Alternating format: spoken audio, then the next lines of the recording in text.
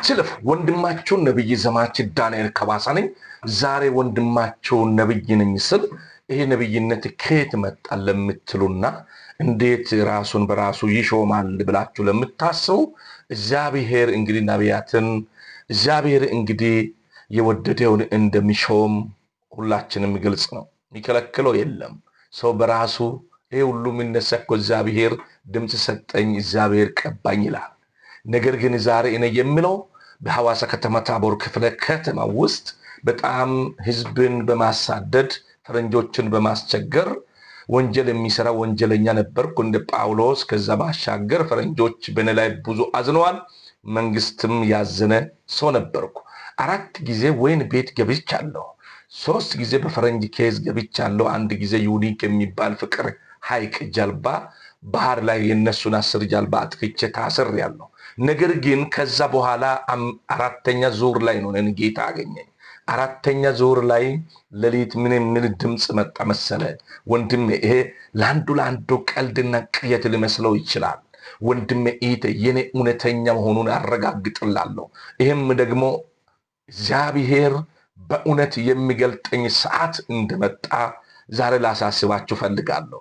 ስለዚህ እንድትጸልዩልኝ ነው። ይህንን ያያችሁ ሳትቀልዱ በእውነት በጌታ ፍቅር አሳስባችኋለሁ።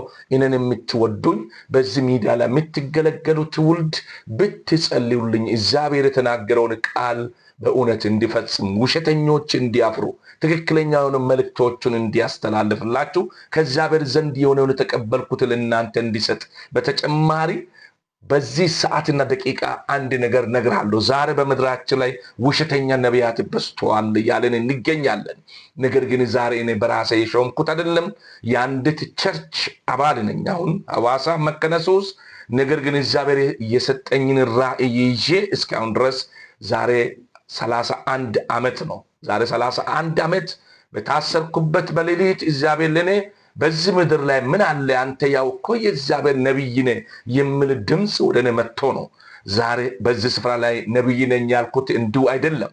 ይህንንም ደግሞ እግዚአብሔር ለነጩ ለጥቁሩ የሚገልጠኝ ሰዓት ወአዜማ ላይ እንደደረስኩ የእግዚአብሔር መንፈስ ሁሌ ስለሚያስረዳኝ እያበረታኝ ስላለ ለዙም አንድ ስፍራ የእግዚአብሔር ቃል አነባለሁኝ።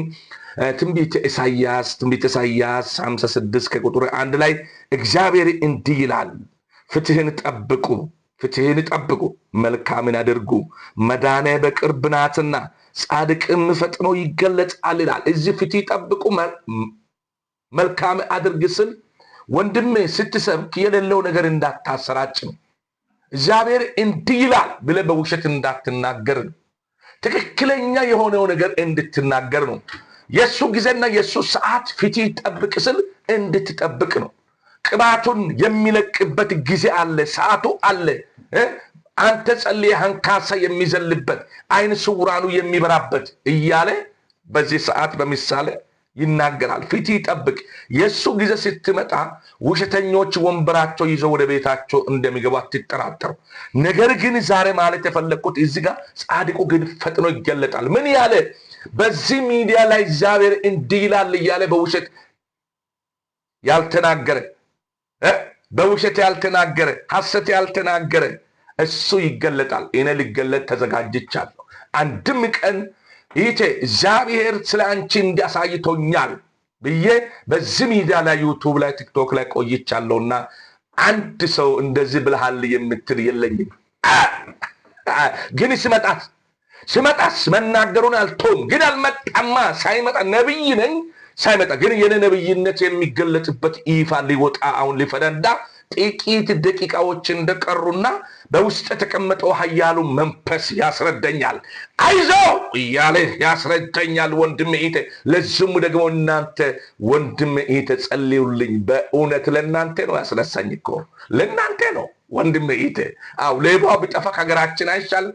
ተደብቆ ያለው ህዝብን በዚህ ሰዓት የህዝብን ደም የሚጠጣ በኢትዮጵያ ላይ ብናስቆም አይሻልም? ምሽጉን ቆፍሮ ተደብቆ ያሉት በዛ ሰዓት እግዚአብሔር በሚቀባኝ ሰዓት ቀጥታ አይንን ከፍቶ እግዚአብሔር ታምሩን ይሰራል፣ ድንቁን ይሰራል። በዛ ሰዓት ምድርቷን እንደሚያሳርፍ በሙሉ እምነት እነግርሃለሁ ወንድሜ። ስለዚህ አገሪቷ ታርፋለች። አንድ ነብይ ሲነሳ ወንድም እነግራለሁ፣ አሁን ስራውን አልጀመርኩም፣ እግዚአብሔር ስራውን በሚያስጀምረኝ ሰዓት ታላቅ ስራው ይሰራል። እግዚአብሔር በኔ አድሮ በመንፈሱ አድሮ እግዚአብሔር ክብሩን ይገልጣል። ወንድም ዛሬ በእውነት አይን ተሰውረሃል፣ ማየት አትችልም። ተፈጥሮ እጅን እንደዚህ በሚያደርግበት ጊዜ አይንህን እግዚአብሔር ይከፍታል። አንካሳው ይዘላል፣ አይነ ስውራኑ ይመለከታል። ቅየት ሆኖ አይቀርም። ወንድም ይህን ነግርሃለሁ በጌታ በኢየሱስ ክርስቶስም። ምኞት አይደለም። ዛሬ ነግርሃለሁ፣ በአይን ታለ፣ ካመንክ ታለ፣ ምታምኝ ከሆነ ታያለ፣ የእግዚአብሔር ክብር ትመለከታለ። ወንድም ይሄ እኔን እግዚአብሔር የጠራኝ ሃሁ ያልቆጠርኩት ሰው ነኝ። የአንደኛ ክፍል ካርድ የሌለኝ ሰው ነኝ። አሁን በአጠገቤ ላይ እዚች ጋር ሲቀረጽ ይሄ ሁሉ ቪዲዮ ሲሰራ ከኔ ጋር ሰው የለም፣ ግን አለ መንፈስ ቅዱስ አለ፣ የእግዚአብሔር መንፈስ አለ። ስንት ስህተቶች በቲክቶክ ላይ ሲሰራ ትልልቅ ቲክቶከሮች ተዘጋብን እንደዚህ ላሉ ይዘጋል። የኔ ግን አንድም ቀን ተዘግቶ አይታወቅም። ዝም ብዬ የሚነካካ ሰውዬ በመንፈስ ቅዱስ ምሪት ሄጄ የሚሰራ ሰውዬ የራሴ እውቀት የለኝም፣ ሃሁ አልተማርኩም፣ ማንበብ የማልችለውን ሰው ዩቱብ ላይ ቲክቶክ ላይ ዓለም አቀፋዊ የሆነ አገልግሎት የሚያገለግለው ሰው ዛሬ እኔ ሃሁ አልቆጠርኩም፣ አልተማርኩም። ወንድም ኢቴ ይህንን እመን። ስለዚህ ያልተማሩትን እግዚአብሔር መረጣቸዋል። ቃሉ እኮ ነው የሚለው። እግዚአብሔር ጥበብ አለን እውቀት አለን የሚሉትን ሊያስንቃቸው ሊያዋርዳቸው ምኖቹን መረጠ? ያልተማሩትን ደካማ የሆነው ነገር መረጠ ከሚሉ አንዱ እኔ ነኝ። እኔ ትውልደ ቴላሞ ቀንጥሴ የሚባልበት አገር ነው። ትውልደ ቴላሞ ቀንጥሴ የሚባልበት አገር ነው። እዛ ተወልጄ ሐዋሳ መጥቼ እዚህ አድጌያለሁ። አጎቶቼ ጋር ነው አደግኩት።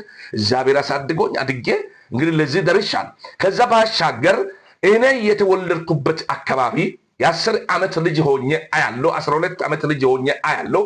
በፊት ለፊታችን ከመንገዱ ባሻገር ትልቅ ማልዳ ዳጉቾ የሚባል ትልቅ ዝግባል ሰዎች ሄዶ ከሩቅ ከቅርብ መጥቶ የሚሰግዱባት ቦታ አለች። በዛች ስፍራ ላይ ምን ይሆናሉ? ሰዎቹ ቅባቸው እያመጡ መስዋዕታቸው እያመጡ ያቀርባሉ፣ ይቀባሉ። እዛ እረፍት አድርጎ ይሄዳሉ።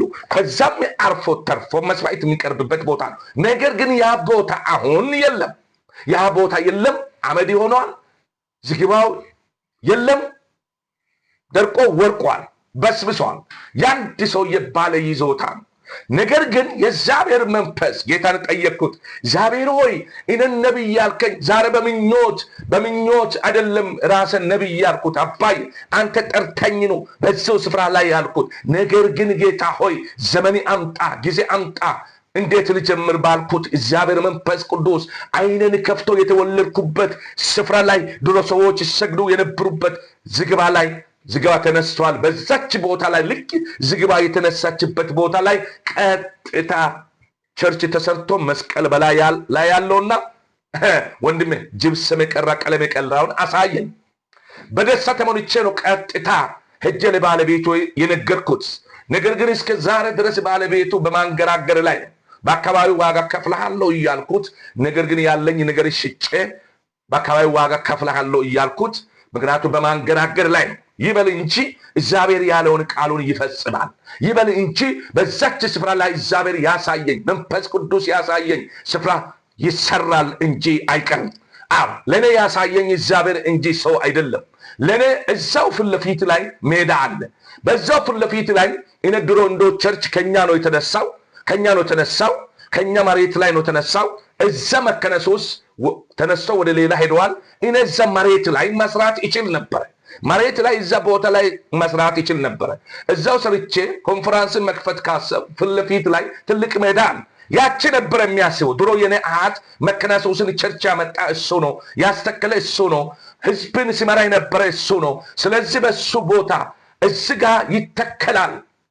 በህይወት ያለው ሰውዬ እኔ በእግዚአብሔር እርዳታ አንድ ቀን ጊዜ ከመጣ ይህንን አደርጋለሁ የሚል በአእምሮ ውስጥ ነበረ። ነገር ግን እግዚአብሔር ይህ አይደለም ብሎ አሁን እዛ ጋር ትሰራለህ አለኝ። የኔ አሃት አሁን 115 ዓመት በደንብ ስሙ፣ 116 ዓመት የሆናት አሃቴ አለች። የአባቴ እናቴ አለች። እሷ ድሮ እምነት ያመጣ ነው እኛ ጋር ስራ እንጂ እዛ እንዴት ትሰራለህ ብላ ትከራከራለች እስከ ዛሬ ድረስ። ነገር ግን አይደለም እኮ ማየ፣ እንደዛ አይደለም። ለእኔ ያሳየኝ የእግዚአብሔር ድምፅ ነው፣ የሰው ድምፅ ነው የምንሰማ አልኩ። ከዛ የእግዚአብሔር ነው አለ። እንደዛ ከሆነ እግዚአብሔር ነው ያለኝ እኔ ይፈጸማል አልኳት። ስለዚህ ተባረኩ። ስለሰማችሁ ሼር አድርጉልኝ።